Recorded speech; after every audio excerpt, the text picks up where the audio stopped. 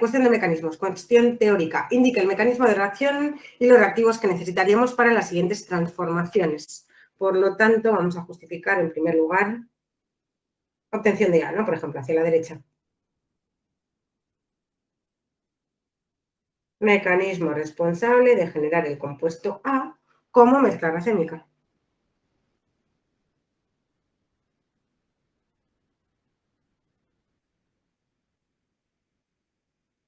Vale, lo primero que tenemos que identificar es el grupo funcional, que quieren que sinteticemos a partir del alqueno, que fijaros tiene una determinada configuración, ¿no? El alqueno propuesto tiene configuración cis. Bueno, pues manteniendo esa configuración cis, porque la cadena hidrocarbonada la han rotado para que quede dentro del plano del papel, ¿vale? Por la misma cara, han incorporado 2 OH sobre los 2 carbonos del alqueno por la misma cara. Quieren que justifiquemos la reacción que permite incorporar 2 OH por la misma cara, que es la síntesis de dioles vecinales sin. Para sintetizar dioles vecinales sin, bien tetraóxido de osmio en agua oxigenada, o también lo podemos conseguir con permanganato diluido frío. Así que, formación de dioles vecinales sin. Vale, vamos a rotar nuestro alqueno, ya que no es cíclico, y así justificamos mejor el mecanismo en el plano del papel y no fuera del plano, para que quede lo mejor explicado posible, ¿no? Vale, lo primero que hacemos es rotar ese alqueno para que no esté en el plano paralelo al papel, sino en el plano perpendicular. Y, por ejemplo, rotamos de tal forma que los sustituyentes, los restos alquílicos se metan en el plano y los hidrógenos que estaban por la cara de abajo salgan del papel. Otra forma de representar el mismo alqueno, ¿no? De configuración cis. Bien, condiciones para llevar a cabo la formación de ese diol vecinal sin, por ejemplo, tetraóxido de osmio en agua oxigenada. Vale, vamos a ir poco a poco, ¿no? Con el tetraóxido de osmio, os lo pinto por aquí abajo, abrimos la estructura. Sabemos que el osmio se conecta a 4 oxígenos mediante 4 dobles enlaces, porque el osmio es un metal de transición que tiene orbitales de vacíos y puede sobrepasar el octeto sin problema. Es verdad que aunque sobrepase el octeto tiene déficit de carga porque se conecta a 4 átomos muy electronegativos, ¿no? A 4 átomos de oxígeno.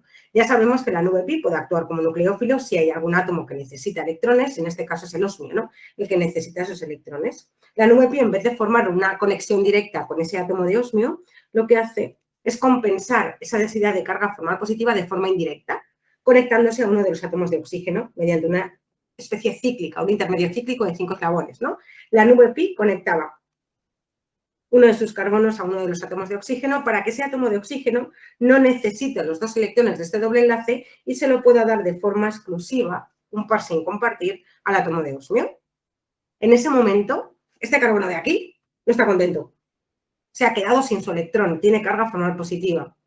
Lo que ocurre a continuación es que la nube pi cambia de posición porque al oxígeno le da un poco igual conectarse al osmio que al carbono con déficit de carga para seguir manteniendo la regla del octeto y que todos los átomos se vuelvan eléctricamente neutros. ¿Vale? Ya tenemos la primera aproximación, pero como el alqueno es plano, vamos a tener que sacar doble flecha, ¿no? Porque existe la misma probabilidad de que, voy a hacerlo más bonito, ese tetraóxido de osmio se incorpore por arriba o por abajo. Primera opción, la que he pintado, ¿no? Aproximación del tetraóxido, por ejemplo, por debajo de la molécula. Conectamos mediante 2 enlaces sencillos los 2 carbonos del alqueno a 2 átomos de oxígeno de ese tetraóxido, dejando que el osmio, gracias a ese movimiento electrónico, se quede con un par de electrones para el sólido. Los sustituyentes que están fuera del plano en su sitio.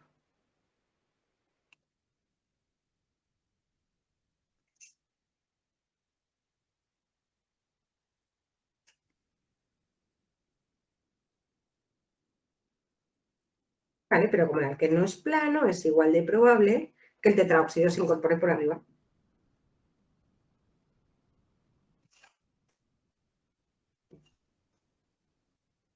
Lo mismo, conectamos los 2 carbonos del alqueno a los 2 átomos de oxígeno unidos al osmio, que al final se queda con un par de electrones sin compartir, y mantiene 2 dobles con los 2 átomos de oxígeno que al final no han participado en el movimiento. Los sustituyentes que estaban fuera del plano en su sitio.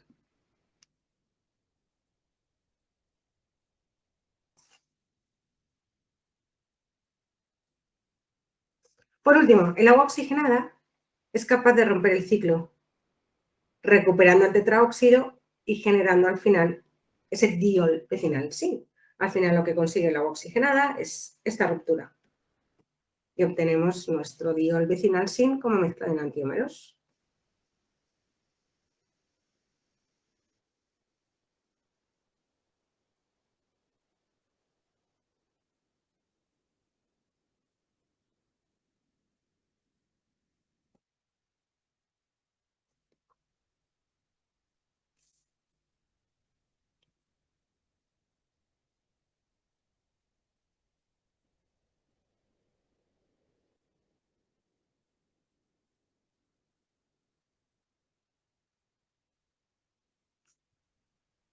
Los dos hidrógenos en todo momento en cuña y los dos restos R, ya que el alqueno era cis en todo momento por detrás del papel. Vale, pues esta parejita es A.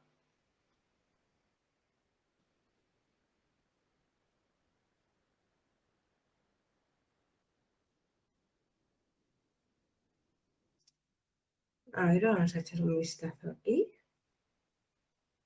Vale, vamos a rotar, si os parece. Puedo hacer dos cosas. O bien, calcular la configuración de estos dos carbonos asimétricos y comprobar que va a coincidir con la configuración de una de estas dos moléculas, ¿vale? O bien, rotar hasta que una de estas dos estructuras coincida con esta molécula junto con su enantiómero, ¿vale? Un poco como queráis. ¿Qué hago? ¿Qué preferís? ¿Qué os resulta más fácil? En ese caso, fijaros que en el compuesto de partida, como los hidrógenos están en el plano, para poder calcular la configuración de esos carbonos asimétricos, habría que tumbarse en el suelo y mirar a la molécula desde abajo, ¿vale? O bien rotar hasta que ese hidrógeno salga del plano del papel, ¿no? Y así, bueno, quizás es más fácil directamente calcular esa configuración. Hacemos una pequeña rotación, por ejemplo, que el hidrógeno pasa hacia atrás, ¿vale? En ambos casos. Si el hidrógeno pasa hacia atrás, el resto R tendrá que pasar hacia nosotros, CH2 conectado a ese isopropil, y el OH tendría que pasar al plano, ¿no? Al final, digamos que todos los sustituyentes cambian de sitio. Y aquí ocurriría lo mismo. Si rotamos, por ejemplo, para que el OH pase donde está el hidrógeno pasaría donde está el metil y el metil donde está el OH. Y así podemos calcular, sin necesidad de tumbarnos mentalmente en el suelo, la configuración de esos dos carbonos asimétricos, ¿vale? Para el compuesto A que nos proponen. En un momento, a por ello. El carbono de la izquierda, que es el que soporta ese sec-butil, tendría oxígeno prioridad 1, carbono-oxígeno prioridad 2, el resto alquílico prioridad 3. Como el hidrógeno está para atrás, directamente sentido de giro, configuración R. El otro, vamos a ponerlo en naranjita, prioridad 1, conexión directa con oxígeno, carbono-oxígeno, carbono de metil, sentido de giro antihorario, hidrógeno para atrás, configuración S. Al final hemos conseguido un enantiómero que tiene configuración RS. Vamos a confirmarlo que uno de estos compuestos que hemos representado nosotros también tiene esa configuración. Vale, por ejemplo, el carbono que soporta el sec-butil, prioridad 1 es oxígeno, prioridad 2 carbono, oxígeno, prioridad 3 el resto de la cadena hidrocarbonada, pero como el hidrógeno está en cuña tenemos que invertir. Decimos que ese carbono no tiene configuración S, porque el de menor prioridad en vez de estar hacia atrás está hacia adelante, sino R. El carbono naranja, que es el que soporta el metilo, prioridad 1 oxígeno, carbono, oxígeno, carbono del metil, de nuevo el hidrógeno está en cuña, nos toca invertir. Decimos que ese carbono no tiene configuración R, sino S.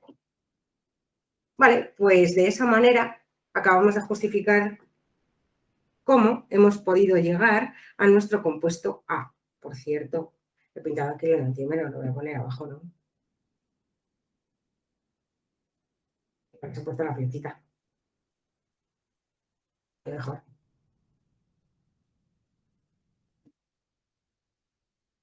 ¿Es cómo puedo pasar con una rotación de aquí a aquí?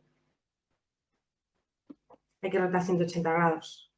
Y al rotar 180 grados, para que los OHs pasen del plano arriba al plano abajo, lo que está en cuña pasa atrás y lo que está atrás pasa adelante. ¿Vale? Otra manera de comprobar que se trataba de la misma molécula pero rotada. Y después, bueno, el enantiómero que tendrá la configuración opuesta. Un momento, oxígeno, carbono, oxígeno, carbono, hidrógeno en cuña, tenemos que invertir. Al final este carbono no es R sino S. En la naranjita pues también, ¿no? Invierte la configuración con respecto al compuesto A. Me sale un sentido de giro antihorario, pero como el hidrógeno está en cuña, me toca invertir. Ahí tenemos la pareja racémica de A y su enantiómero.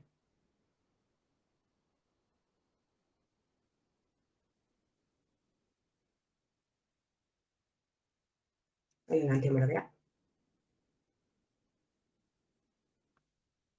Bien, mecanismo de formación de dioles vecinales SIN. Después, si os fijáis en la ruta de la izquierda, ahora los OHs acaban por las caras opuestas, así que quieren que utilicemos la ruta para sintetizar a partir de alquenos dioles vecinales anti. Y para ello voy a pasar por el epóxido y después con un poquito de hidrólisis ácida el epóxido se abría, incorporando los dos OHs por las caras opuestas, ¿no? Pues vamos a por ello. Obtención de B como mezcla racémica, teniendo en cuenta que se trata de un diol vecinal anti.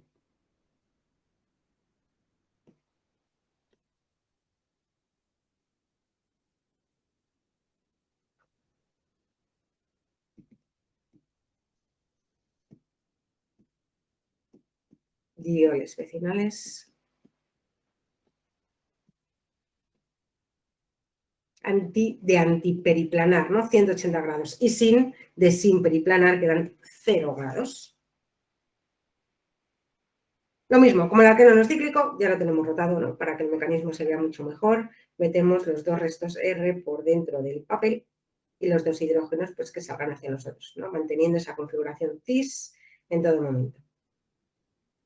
La primera etapa para formar ese diol vecinal anti es pasar por el epóxido.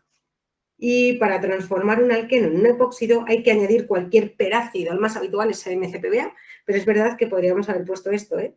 Cualquier perácido de forma global se representa como RCO3. Recordad que un perácido se caracteriza porque tiene 3 oxígenos, ¿vale? RCO3H. Al final, de nuevo, como el alqueno es plano, pues es igual de probable que el epoxi se incorpore por arriba o por abajo.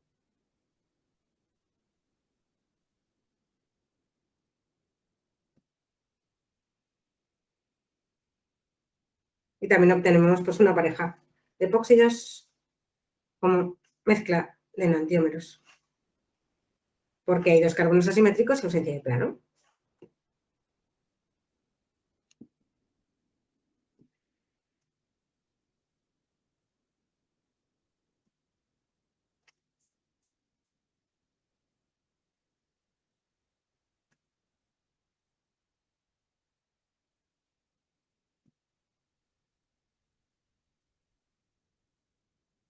Vale, después, para poder abrir este epóxido, necesitábamos desestabilizarlo, añadiendo medio ácido, protones.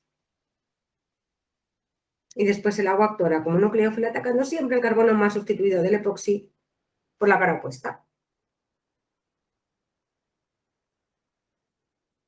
Vale, lo primero, dejamos que el oxígeno, como tiene pares de electrones sin compartir, actúe como base protonándose. De ese modo, el epóxido adquiere carga formal positiva y como se localiza sobre un oxígeno de la carga formal positiva, no la acepta nada bien y tiene ganas de abrirse, de reaccionar. Lo primero que hacemos, protonación del oxígeno del epoxi.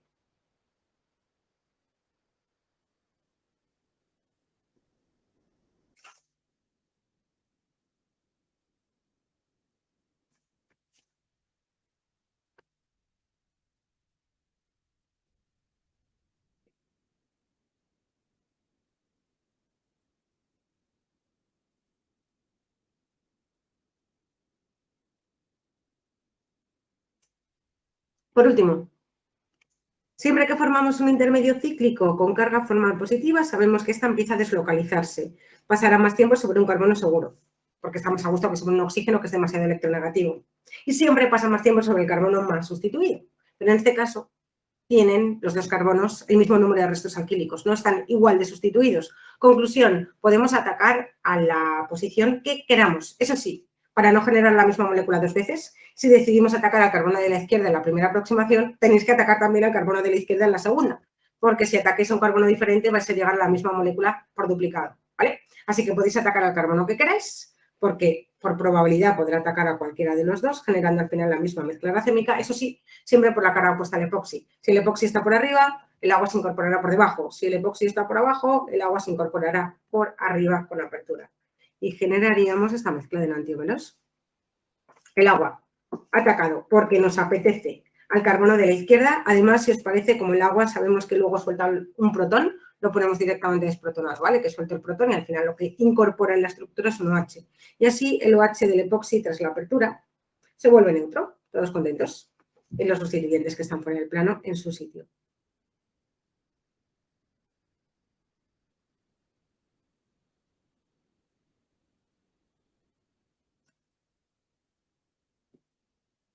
más el enantiómero. Dejamos que el agua actúe sobre el mismo carbono, pero por la cara opuesta, para que tras la apertura el OH también pueda recuperar su electrón con el enlace que se rompe.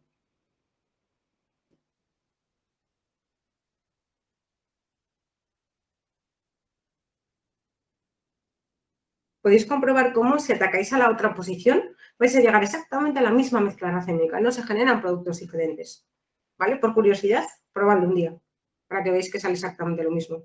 Ahora, vamos a comprobarlo, que se trata del diol vecinal anti que me propone el enunciado, pero rotado, pues directamente calculando las configuraciones, ¿no? Vamos a por ello. Carbono azul, que es el que soporta el sec-butil, prioridad 1 es oxígeno, carbono-oxígeno, carbono del sec-butil, como el de menor prioridad es el hidrógeno y está hacia adelante, nos toca invertir. Ese carbono no es S, sino R. Abajo, bueno, va a ser correspondiente en antiómeros, la pongo opuesta directamente. Después, el carbono que soporta el metil, prioridad 1 oxígeno, carbono-oxígeno, carbono del metil, otra vez el hidrógeno está en cuña, invertimos. Decimos que no es S, sino R, y en este caso directamente sería S. Vale, obtenemos dos diasterisómeros distintos de la pareja A. Configuración distinta, pero no opuesta, ¿no? Que supongo que será la B con su enantiómero. Este de aquí, por ejemplo. Bueno, no sé quién es B. Vamos a especificar quién es B, evaluando cuál es la configuración de los carbonos asimétricos del compuesto que me pinta el enunciado. Porque por ahora no sé si B es el de configuración RR o B es el de configuración SS. Vamos a ver quién, según el enunciado, es B. ¿Cómo? Calculando la configuración de los dos carbonos asimétricos del compuesto B que me propone. ¿Os puedo enseñar el enunciado? Vale, vamos a calcular esa configuración. Lo mismo, lo primero que hacemos, como los hidrógenos están en el plano, para no tener que calcular la configuración desde un punto de vista diferente al que lo estamos mirando, rotamos. Y así conseguimos pues, que los hidrógenos ahí, salgan del plano, ¿vale? Que queden hacia atrás o que queden hacia adelante, como queráis. Pues lo ponemos hacia atrás, por ejemplo. En el carbono de la izquierda, que el hidrógeno pase donde estaba el sec-butil. Así, el sec-butil tiene que pasar hacia adelante, ¿no? Donde estaba el OH, y el OH también avanza una unidad de posición. Listo. En el carbono de la derecha, que el hidrógeno pase hacia atrás, que es donde estaba el metil pasará, perdón, donde estaba el OH pasará el hidrógeno donde el OH donde el metil, y el metil donde el hidrógeno. Los tres tienen que cambiar una unidad de posición, ¿vale? Para que sea exactamente la misma molécula, pero rotada. Y ahora calculo configuraciones. Para mí el azulito era el carbono que soportaba el sec-butil, ¿no? Prioridad 1 oxígeno, carbono-oxígeno, carbono del resto alquílico, sentido de giro directamente horario porque el hidrógeno está para atrás, R. Y el carbono naranjita, prioridad 1 oxígeno, que ahora está en cuña, prioridad 2 parte izquierda porque es carbono-oxígeno, prioridad 3 el carbono del metil. Como el hidrógeno está para atrás, directamente desde el sentido en el que lo estamos mirando, tenemos la configuración. Así que quieren que llamemos a B el compuesto de configuración RR, que para nosotros es el que nos ha salido en primer lugar, ¿vale? Este es B y el de abajo es el enantiómero D, porque tiene una configuración totalmente opuesta.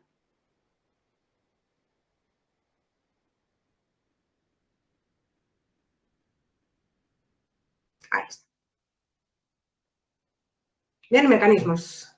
Fijaros qué reactividad, aquí nos preguntan un montón, porque al final digamos que es el tema más extenso, ¿no? En cuanto a mecanismos detallados, así que hay que tenerlo muy, muy claro, ¿vale? Porque realmente en este caso las dos preguntas de teoría han sido de alquenos. Formación de anhidrina y dioles vecinales semi-anti.